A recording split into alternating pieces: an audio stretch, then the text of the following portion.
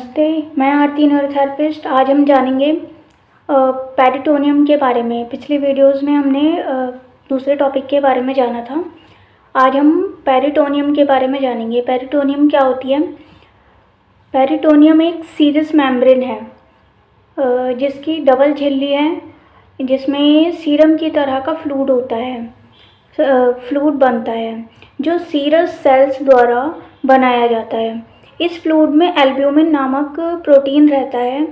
Serum blood clotting होने के बाद, यानी कि खून ब्लड क्लॉटिंग होने के बाद बचा हुआ वह तरल भाग जो लिक्विड पोर्शन होता है, जिसमें आरबीसी, डब्ल्यूबीसी इत्यादि रहते हैं, यह मेम्ब्रेन शरीर में सबसे बड़ी मेम्ब्रेन होती है। जो पेरिटोनियम मेम्ब्रेन होती है, ये बॉडी की सबसे बड़ी मेम्ब्रेन है, जिसके दो भाग हैं।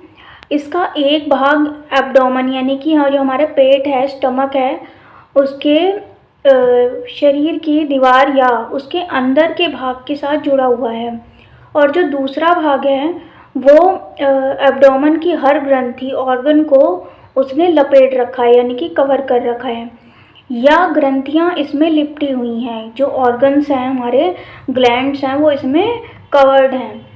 तो दोनों झिल्लियों के जो बीच के भाग में पेरिटोनियल स्पेस या पेरिटोनियल सैक कहते हैं। ठीक है। पुरुषों में यह पूरी तरह नीचे की ग्रंथियों को ढकती है।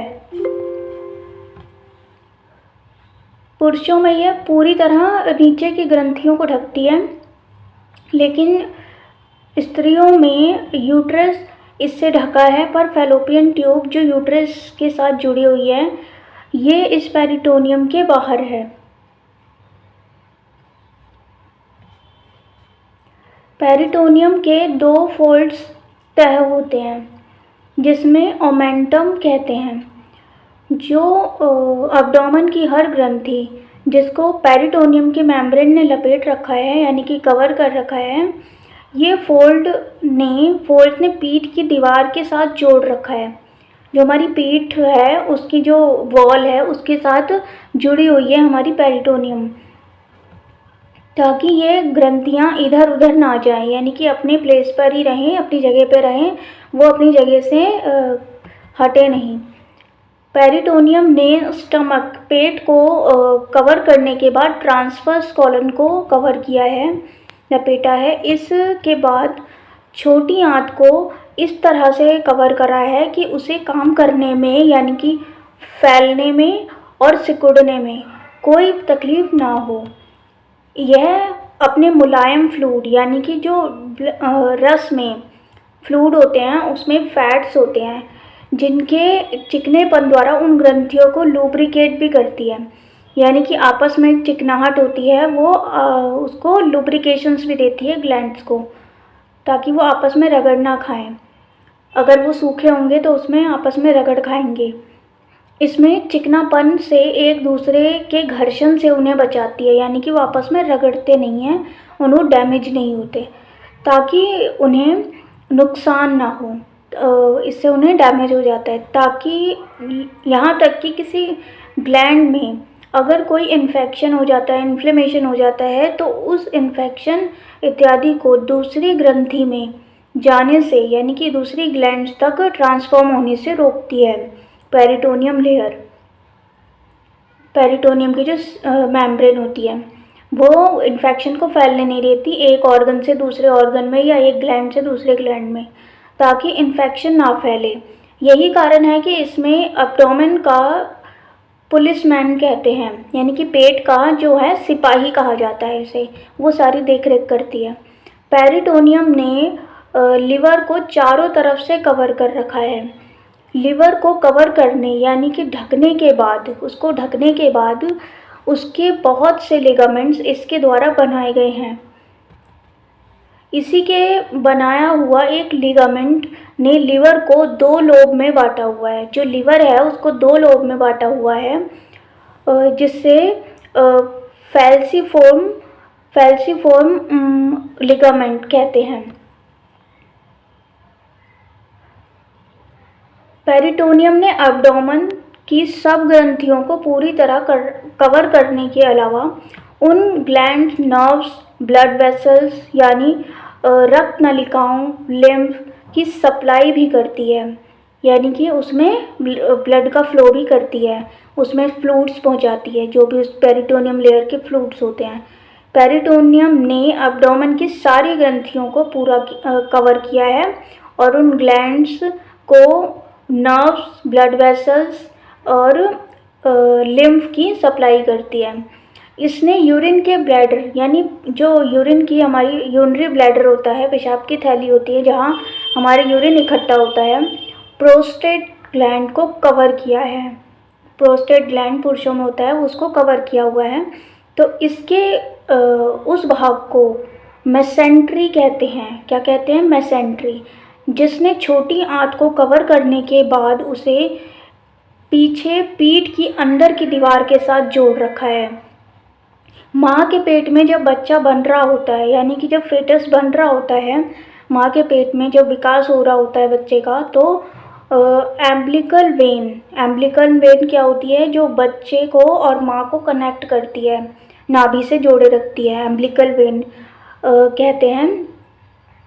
इसके द्वारा बच्चे को प्लेसेंटा द्वारा ब्लड और न्यूट्रिएंट्स की सप्लाई होती है, यानी कि उसको पूर्ति की जाती है। प्लेसेंटा द्वारा ब्लड और न्यूट्रिएंट्स की सप्लाई गर्भ के शिशु को की जाती है। प्लेसेंटा बच्चे के जन्म के बाद सूख जाती है। जैसे ही बर्थ हो जाता है शिशु का, तो वो सूख जाती है प्लेसेंटा। और माँ के पेट में जब टेस्टिस बन रहे होते हैं, जब एक बेबी बॉय के टेस्टिस बन रहे होते हैं, तो वो ऊपर नाभि के पास एक पाइप में होते हैं। नाभि के पास एक पाइप सी होती है, उसमें होते हैं। जैसे जैसे बच्चा कोख में यानी कि गर्भ में बढ़ता रहता है, वैसे वैसे टेस्टिस नीचे उतरते जाते हैं, यानी कि वो अपनी अपनी जगह पे आते जाते हैं शिशु की।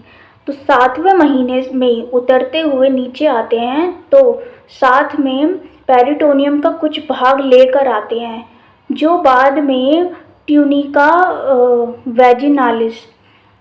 वैजिनालिस में बदल जाते हैं। ध्यान दें कि यूट्रस की जो बाहरी दीवार की 3 लेयर होती हैं, बाहरी दीवार की 3 लेयर होती हैं, यूट्रस की लेयर्स हैं। अंदर की परत, जो अंदर की लेयर होती है, उसको एंडोमेट्रियम और बीच वाली परत को मायोमेट्रियम कहते हैं। सबसे बाहर की जो लेयर होती है वो पेरिटोनियम की बनी हुई होती है। पेरिटोनियम को जो हम हमारा न्यूरोथेरेपी में उकसाने का ट्रीटमेंट है, कैसे स्टिमुलेट करते हैं? रमन ट्रीटमेंट से हम कंधों पर 6 सेकंड के लिए प्रेस करते हैं, और 6 सेकंड के लिए प्रेस करेंगे दोनों कंधों पर, शोल्डर के कुर्सी पर बैठाकर। तो ये रमन ट्रीटमेंट होता है हमारा। इससे हमारी पेरिटोनियम लेयर एक्टिवेट हो जाती है। फिर आता है हमारा सीरस मेम्ब्रेन। सीरस मेम्ब्रेन क्या होती है? शरीर में सीरस मेम्ब्रेन 3 जगह पाई जाती हैं। कौन सी 3 जगह पाई जाती हैं? पहला, एब्डोमेन की ग्रंथियों के ऊपर, जो हमारा पेट है उसकी ग्लैंड्स के ऊपर पाई जाती है सीरस मेम्ब्रेन, यानी पेरिटोनियम, जिसका डिस्क्रिप्शन हमने अभी पढ़ा। प्लूरा जिसने दोनों लंग्स को कवर करा है। प्लूरा होता है जिसने हमारे दोनों लंग्स को कवर करा है। और तीसरी है हार्ट का कवर। हार्ट का क्या है? पेरिकार्डियम कहते हैं। शरीर में 3 सीरस मेम्ब्रेन हैं, 3 जगह पाई जाती हैं। पहला एब्डोमेन की ग्रंथियों के ऊपर, दूसरा प्लूरा जिसने लंग्स को कवर करा है, और तीसरा हार्ट का कवर जिसे पेरिकार्डियम कहते हैं। सभी में डबल लेयर होती है, 2 तह होती हैं।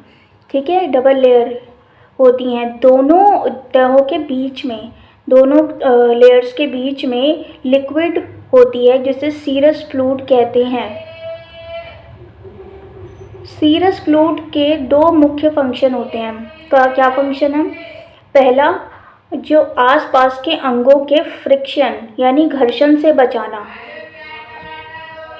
दूसरा, यह है कि साथ में इन अंगों में कोई इन्फेक्शन या इन्फ्लेमेशन आने पर उसे आगे दूसरे अंगों में जाने से रोकती है। अगर किसी एक ऑर्गन में इन्फेक्शन इन्फ्लेमेशन हो गया है तो उसे अगले ऑर्गन या में ट्रांसफॉर्म नहीं करती, उसको ट्रांसफ़र नहीं करती। तो इस प्रकार यह फ्लूइड हार्ट और लंग्स दोनों को बचा लेता है। लंग्स के ऊपर के जो अपेक्स होते हैं, लंग्स के ऊपर ये वाले भाग में अपेक्स होता है, जो गर्दन के हमारी ये गर्दन है, और सबक्लेवियन ट्रायंगल, ये हमारा सबक्लेवियन होता है, ये गर्दन का सबक्लेवियन होता है, इसमें स्थिर होते हैं। तो हम यहाँ पर रमन ट्रीटमेंट देते हैं, हाथों से ऐसे हम कंधों को पकड़ते हैं 6 सेकंड के लिए।